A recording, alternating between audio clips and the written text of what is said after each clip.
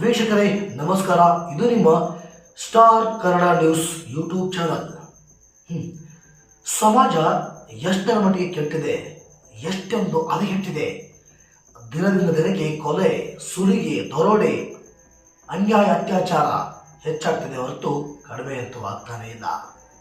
ಇದನ್ನು ಕೇಳಿ ನಮಗಂತೂ ಸಾಕಾಗೋಗಿದೆ. ಆದರೆ ಅನಿವಾರ್ಯ. ಈ ಹೊಸ ಅಪ್ಡೇಟ್ಗಳನ್ನು ಕೊಡೋದು ನಮ್ಮ ಕರ್ತವ್ಯ. ಬಂಧುಗಳೇ, ಅಕ್ಷಯ್ ಕುಮಾರ್ ಎನ್ನುವಾತನು ಒಂದು ಘೋರ ಅಪರಾಧವನ್ನು ಮಾಡಿದ್ದಾನೆ. ಅವನು ರಾಕ್ಷಸ ರೂಪವನ್ನು ತಾಳಿದ್ದಾನೆ. ಕಾರಣ ಹೇಳಬೇಕಂದ್ರೆ, ತಂದೆ, ತಾಯಿ ಮತ್ತು ತಂಗಿಯನ್ನು ಬಿಟ್ಟಿಲ್ಲ, ಮೂವರನ್ನು ಕೊಲೆ ಮಾಡಿದ್ದಾನೆ.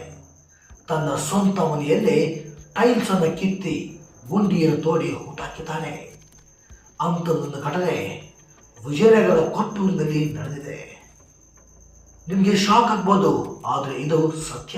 ಅರೆ, ತಂದೆ ತಾಯಿಯನ್ನು ಕೊಲ್ಲುವಂತ ಕಟುಕ ಅವನ್ಯಾಗಾದ?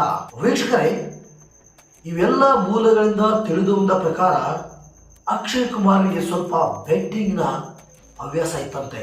ಅದು ಇದ್ರದ್ದು ಮುಗಿದೋಯ್ತು. ದುಡ್ಡಿದ್ರೆ ಸಾಕು, ಬೇರೆ ಯಾವ ಬೇಡ. ಮತ್ತು ಇನ್ನೊಂದು ವಿಷಯ ಮುಖ್ಯವಾಗಿ ಹೇಳಬೇಕಂದ್ರೆ, ಅಕ್ಷಯ್ ಅವರ ತಂಗಿಯಾದ ಅಮೃತ ಹೀಗೆ ಒಂದು ಹುಡುಗರನ್ನು ಲವ್ ಮಾಡ್ತಾ ಇದ್ದಂತೆ. ಇದಕ್ಕೆ ತಂದೆ ತಾಯಿಗಳ ಸಪೋರ್ಟ್ ಇತ್ತ ಅಂತ ಒಂದು ವರದಿ ಕೂಡ ಹೇಳ್ತಾ ಇದೆ. ಸೊ ಈ ಒಂದು ಎಲ್ಲ ಕಾರಣಕ್ಕಾಗಿ ಅಕ್ಷಯ್ ಕುಮಾರನು ರಾಕ್ಷಸ ರೂಪವನ್ನು ತಾಳಿದ್ದಾನೆ.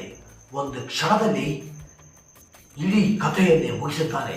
ತಂದೆ ಎಂದು ನೋಡದೆ, ತಾಯಿ ಎಂತನೂ ಕೇಳದೆ, ತಂಗಿಯನ್ನು ನೋಡದೆ ಮೂವರನ್ನು ಪರವಾಗಿ ಕೊಲೆ ಮಾಡಿದ್ದಾನೆ. ಕೊಲೆ ಮಾಡೋದು ಅಷ್ಟೇ ಅಲ್ಲ, ಅವರಿಬ್ಬರನ್ನ ಗುಂಡಿಯಲ್ಲಿ ಮುಚ್ಚಿ ಹಾಕಿ ಬೆಂಗಳೂರಿನ ಪೊಲೀಸ್ ಸ್ಟೇಷನ್ಗೆ ಹೋಗಿದ್ದಾರೆ. ತಿಲಕ್ ನಗರದ ಪೊಲೀಸ್ ಸ್ಟೇಷನ್ಗೆ ಹೋಗಿದ್ದಾರೆ. ಕಾಣೆಯಾಗಿದ್ದರೆ ನಮ್ಮ ಕುಟುಂಬಸ್ಥರು ಅಂತ ವರದಿ ಕೊಟ್ಟಾಗ ಪೊಲೀಸರಿಗೆ ಅನುಮಾನ ಬರುತ್ತದೆ. ಅವರ ಮುಖಚರ್ಯೆಯನ್ನು ವೀಕ್ಷಿಸಿದ ಪೊಲೀಸರು ಅವರ ಮೇಲೆ ಸಂದೇಹ ಪಡ್ತಾರೆ, ಡೌಟ್ ಅನ್ನು ಪಡ್ತಾರೆ. ಆ ಕ್ಷಣದಲ್ಲೇ ಅಕ್ಷಯ್ ಕುಮಾರ್ ಅವರ ಮನೆಗೆ ಬರ್ತಾರೆ ನೋಡಿ ಪೊಲೀಸರು. ಅಲ್ಲಿ ನಿಜ ಸತ್ಯ ಬಯಲಾಗ್ತದೆ. ಅಲ್ಲಲ್ಲಿ ರಕ್ತದ ಕರೆಗಳು ಎಲ್ಲವನ್ನು ಕಂಡಾಗ ಪೊಲೀಸರಿಗೆ ಆಶ್ಚರ್ಯವಾಗುತ್ತದೆ. ವೀಕ್ಷಕರೇ, ಅಕ್ಷಯ್ ಕುಮಾರ್ ಅವರು ತೋಡಿದ ಒಂದೇ ಗುಂಡಿ, ಆ ಗುಂಡಿಯಲ್ಲಿ ಮೂವರನ್ನು ಹೂತಾಕಿದ ಪಾಪಿ. ತಂದೆ ಕಾಲುಗಳು ಸರಿಯಾಗಿ ಕೂಡದ ಕಾರಣದಿಂದ ಏನ್ ಮಾಡ್ತಾನೆ ಅಂದ್ರೆ, ಅವನು ಆ ಕಾಲುಗಳನ್ನೇ ಕಟ್ ಮಾಡಿ ಆ ಒಂದೇ ಗುಂಡಿಯಲ್ಲಿ ಹೂತಾಕ್ತಾನೆ. ಇದು ಎಂಥ ಭೀಕರವಾದ ಸಂಗತಿ ಅಲ್ವಾ? ಇದು ಹಣಕ್ಕಾಗಿ, ತನ್ನ ಸ್ವಾರ್ಥದ ಒಂದು ದ್ವೇಷಕ್ಕಾಗಿ ತಂದೆ ತಾಯಿಯನ್ನು ಬಲಿ ತೆಗೆದುಕೊಳ್ಳುವ ಈ ಪಾಪಿ ಎಂಥ ಅಘೋರ ಅಲ್ವಾ ಈ ಸಂಗತಿ?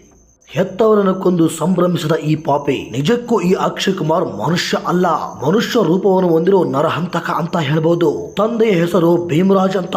ಮೂಲತಃ ಚಿತ್ರದುರ್ಗ ಜಿಲ್ಲೆಯ ಹೊಸದುರ್ಗ ತಾಲೂಕಿನ ದೊಡ್ಡ ಕಿತ್ತದಹಳ್ಳಿ ನಿವಾಸಿ. 4 ಜನರೇ ಇದ್ದ ಚಿಕ್ಕ ಸಂಸಾರ ಇವರದು. ಜೀವನ ಸಾಗಿಸುವುದಕ್ಕಾಗಿ ಟೈರ್ ಅಂಗಡಿ ಇಟ್ಟುಕೊಂಡಿದ್ದವರು. ದಾವಣಗೆರೆಯ ಜಗಳೂರಿನಲ್ಲಿ ಸ್ವಂತ ಮನೆಯನ್ನು ಇಟ್ಟುಕೊಂಡ ಇವರು ಅಲ್ಲೇ ಒಂದಿಷ್ಟು ವರ್ಷ ನೆಲೆಸಿದ್ದರು.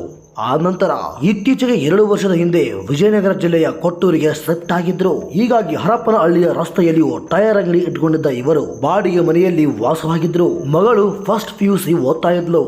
ಆದರೆ ಹಿರಿಯ ಮಗ ಅಕ್ಷಯ್ ಕುಮಾರ್ ಕೊನೆಗೆ ಕೋಪಿಷ್ಠನಾಗಿಯೇ ಬೆಳೆದ. ಕೆಲಸ ಕಾರ್ಯ ಇಲ್ಲದೆ ಅಲೆದಾಡುತ್ತಿದ್ದ ಈ ಮಗನನ್ನು ತನ್ನ ಕೆಲಸಕ್ಕಾಗಿ ಇಟ್ಟುಕೊಂಡಿದ್ದ ಭೀಮರಾಜ್ ಅವರು ಇತ್ತೀಚೆಗೆ ಅವರ ಸ್ವಂತ ಮನೆಯಾದ ಜಗಳೂರಲ್ಲಿದ್ದಂತ ಮನೆಯನ್ನು ಕೂಡ ಮಾರಾಟ ಮಾಡಿದ್ರಂತೆ. ವೀಕ್ಷಕರು, ಇವನಿಗೆ ಕುಡಿಯುವುದರ ಒಂದು ಚಟದ ಜೊತೆಗೆ ಇವನಿಗೆ ಆನ್ಲೈನ್ ಬೆಟ್ಟಿಂಗ್ ನ ಒಂದು ದುಶ್ಚಟ ಕೂಡ ಇತ್ತಂತೆ. ವೀಕ್ಷಕರೇ, ಅಂದು ಜನವರಿ 26 ತಂದೆ ಮತ್ತು ಮಗಳು ಆಚೆಗೆ ಹೋಗಿದ್ರು. ಮನೆಯಲ್ಲಿ ತಾಯಿ ಒಬ್ಬಳೇ ಇದ್ಲು. ಇದೇ ಸಂದರ್ಭದಲ್ಲಿ ಎತ್ತವಳ ಬಳಿ ಹಣ ಕೊಡುವುದಕ್ಕೆ ಪೀಡಿಸುವುದಕ್ಕೆ ಶುರು ಮಾಡಿದ ನೋಡಿ ಈ ಅಕ್ಷಯ್ ಕುಮಾರ್. ನನ್ನ ಬಳಿ ಹಣ ಇಲ್ಲ ಎನ್ನುವ ಮಾತು ಅಷ್ಟೇ ಆ ತಾಯಿಯದು.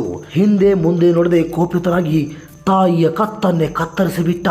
ಇದರ ಬೆನ್ನಲ್ಲೇ ತಂದೆ ಮತ್ತು ತಂಗಿಯನ್ನು ಕೂಡ ಕೊಲ್ಲುವ ಸಂಚು ಕೂಡ ಹೂಡಿದ್ದ. ತಂಗಿಗೆ ಕಾಲ್ ಮಾಡಿ ನಿನಗೊಂದು ಗಿಫ್ಟ್ ತಂದಿದ್ದೀನಿ ಬಾ ಎಂದಾಗ ಆ ತಂಗಿ ಹಿಂದೆ ಮುಂದೆ ನೋಡದೆ ರಭಸವಾಗಿ ಮನೆಗೆ ಬಂದಳು. ಆಕೆಯ ಕಥೆಯನ್ನು ಕೂಡ ಅಲ್ಲಿಯೇ ಮುಗಿಸಿಬಿಟ್ಟ.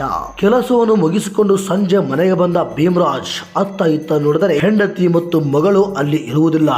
ಇಲ್ಲೇ ಎಲ್ಲೋ ಹೊರಗಡೆ ಹೋಗಿರ್ಬೇಕು ಅಂತ ಸುಮ್ಮನಿರ್ತಾನೆ. ಆದರೆ ಹಿಂದಿನಿಂದ ಬಂದು ತಂದೆಯನ್ನು ಕೊಂದೇ ಬಿಟ್ಟ ಆ ಪಾಪಿ ಅಕ್ಷಯ್ ಕುಮಾರ್.